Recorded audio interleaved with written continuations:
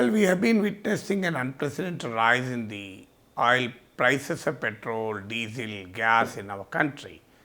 So, the government of India, especially the party that heads the government of India, the Bharatiya Janata Party, has been brazenly defending the hike in the prices of petrol and diesel.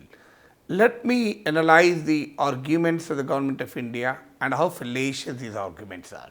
The first argument is, well, the oil prices, the prices of petrol and diesel in India are hooked to the international market. What can we do when the international crude prices increase? So, obviously, the domestic price, fuel prices rise. So, it is a market mechanism where we have no role to play. So, this is the first question. So, is it true? We have seen during the elections time, the government of India is ensuring no hike in the prices of petrol and diesel. If it is true, if the government has no role in the fuel prices, how could it do during the election time? That is number one. Number two, let me also look at how the international crude prices are moving. Well, it is true that more than 80 to 85% of India's crude oil requirements are met by imports.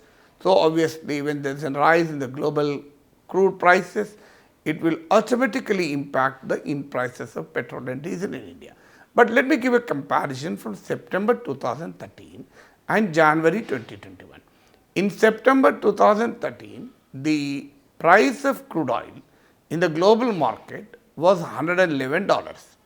At the time, the price of petrol in Delhi was 76 rupees. Today, in January 2021, the price of crude oil in the global market is $54.79 per barrel. But the price of petrol in January 2021 was 86 rupees. So, when the price of the global market crude oil price was off, the price of the petrol in the domestic market was 10 rupees higher. So, the argument that international crude oil prices are increasing and therefore the petrol and diesel price increasing is absolutely a farcical argument. Then let me tell you the third argument. Well, obviously we depend on imports. So, for imports we need to pay in dollars. When the rupee value declines and the dollar value increases, obviously that will result in the rise in the price of the petrol and diesel. Well, it is true that the dollar has been becoming costlier. In September 2013, the price of dollar was 66 rupees 89 paisa. Today, in 2021 January, the price of dollar is 72 rupees 90 paisa. So, I do agree there was a 6 rupee increase in the price of the dollar.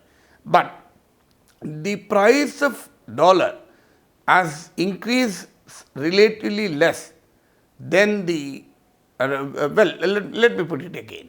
So, the price of the dollar has increased, but this has been had no impact on the domestic price precisely because the price of the global crude has come down sharply. So, even when the dollar price has increased, because the global crude oil price has come down sharply, we are not paying more on importing a crude oil. Let me give you the figures also. In September 2013, the price of a liter of crude oil which we are importing, that means the import price when calculated in terms of rupees was 46 rupees 90 paisa. So, this was the price of the imported crude oil per liter calculated in terms of rupees. In 2021 January, it has come down to 25 rupees 12 paisa. So, obviously, where is the question of dollar rise impacting the domestic fuel prices? Then let me tell you the fourth argument of the government. The fourth argument of the government is the oil marketing companies are losing, they are bleeding. So, how long can we allow the oil marketing companies, OMCs, to bleed? It is also a totally wrong argument. Let me quote you the balance sheets of the oil PSUs.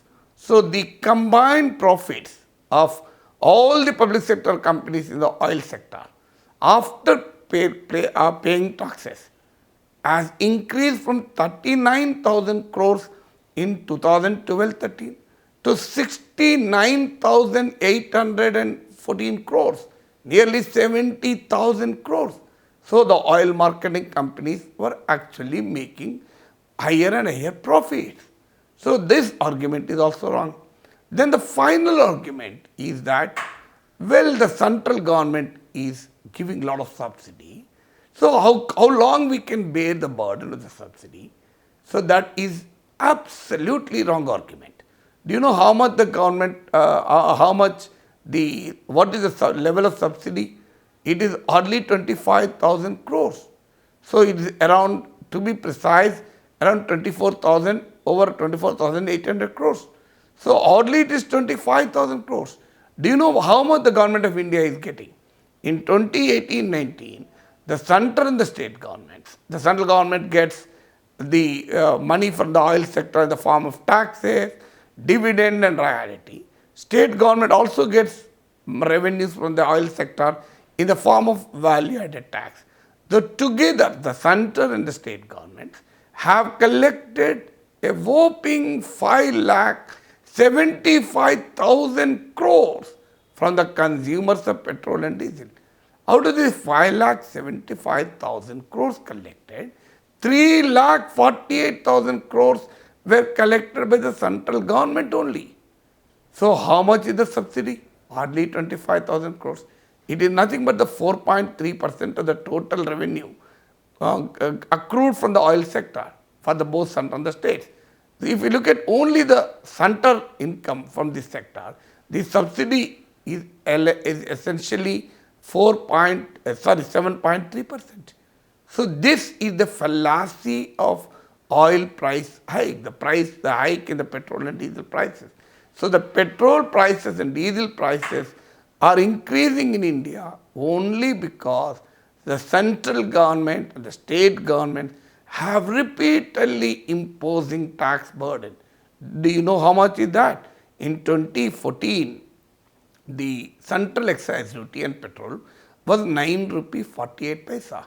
In 2021, it is 32 rupees. It is over 32 rupees 90 paisa, which means around 350% increase.